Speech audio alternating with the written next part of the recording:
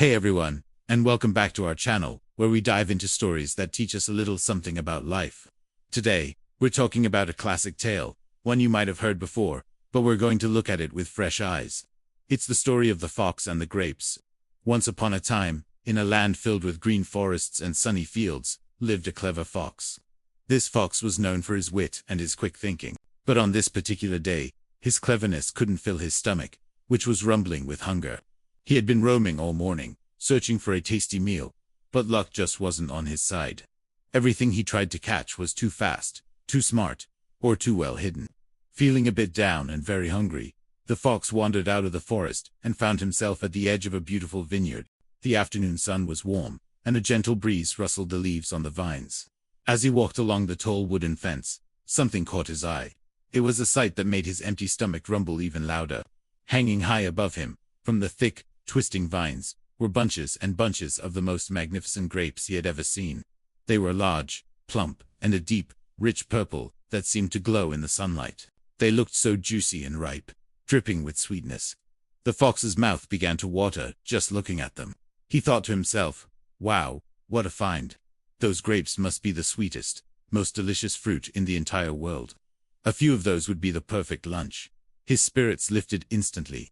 Forgetting all his morning's failures, his only focus now was getting his paws on that delightful-looking fruit. Feeling a surge of energy, the fox took a few steps back to get a running start. He crouched down low, wiggled his tail in anticipation, and then sprang into the air with all his might. He stretched his body as far as he could, his paws reaching for the lowest hanging bunch. But he missed. His claws brushed against the leaves, but the grapes remained just out of his grasp. Okay, he thought, landing softly on the ground. That was just a warm-up. I can definitely get them. He wasn't one to give up so easily. So, he tried again. He took an even longer running start, gathered all his strength, and launched himself upwards. He jumped higher this time, so close he could almost smell their sweet fragrance. But still, they were just a little too high. He fell back to the earth, a bit frustrated. The fox was determined. He looked around. Was there anything he could use? A rock to stand on? A fallen log? He searched the area, but there was nothing.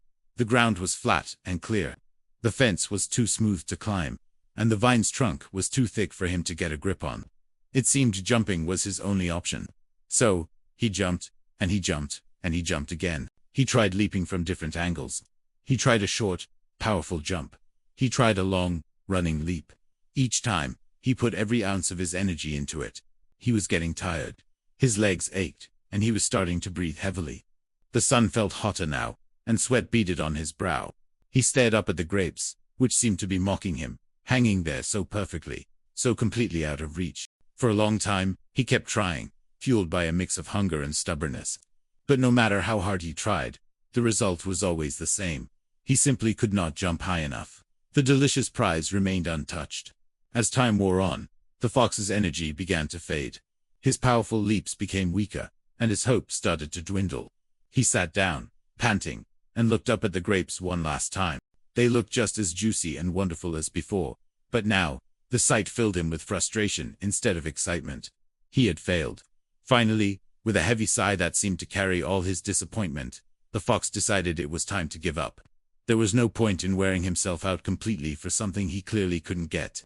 He slowly got to his feet, his body sore and his stomach still painfully empty. As he turned to walk away from the vineyard, leaving the tempting fruit behind, a strange thing happened. His disappointment started to turn into anger. He felt a bit foolish for trying so hard for so long. To make himself feel better, he muttered under his breath, just loud enough for himself to hear. "Humph," he grumbled, flicking his tail dismissively. "Who would want those grapes anyway? I bet they're sour. Yes, that's it. They probably look all big and beautiful on the outside, but they're sour and bitter on the inside. I wouldn't eat them even if they fell right into my mouth. I'm actually glad I couldn't reach them. They would have been a terrible lunch." And with that, he trotted off with his nose in the air, trying to look proud and unbothered, as if he had made the choice not to eat the grapes. But of course, we know the truth, don't we? The fox didn't know if the grapes were sour. In fact, he was pretty sure they were sweet and delicious. He was just saying they were sour to comfort himself. He was pretending he didn't want them because he couldn't have them. It was easier to criticize the grapes than to admit his own failure and disappointment.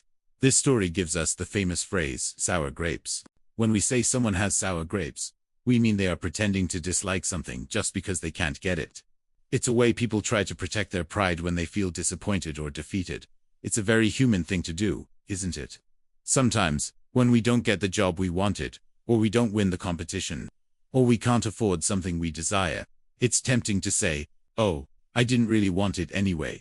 It probably wasn't that great." It can feel better in the moment than facing the feeling of disappointment head-on. But the story of the fox teaches us an important lesson about honesty, especially with ourselves. It's okay to be disappointed. It's okay to fail. It's a part of life. Admitting that we wanted something and are sad we didn't get it is actually a sign of strength. It allows us to learn from the experience and move on in a healthier way. Pretending the grapes are sour doesn't change the fact that we're still hungry. It just gives us a bitter taste in our own mouths. The next time you face a disappointment, maybe think of the fox. Instead of calling the grapes sour, perhaps it's better to acknowledge your effort, accept the outcome, and look for another vineyard, or maybe a different kind of meal altogether. There's always another opportunity around the corner. What do you all think? Have you ever had a sour grapes moment in your own life? Let us know in the comments below. It's always great to hear your stories and perspectives. Thanks for watching today, and if you enjoyed this little tale, don't forget to like, subscribe, and hit that notification bell so you don't miss our next video. We'll see you in the next one.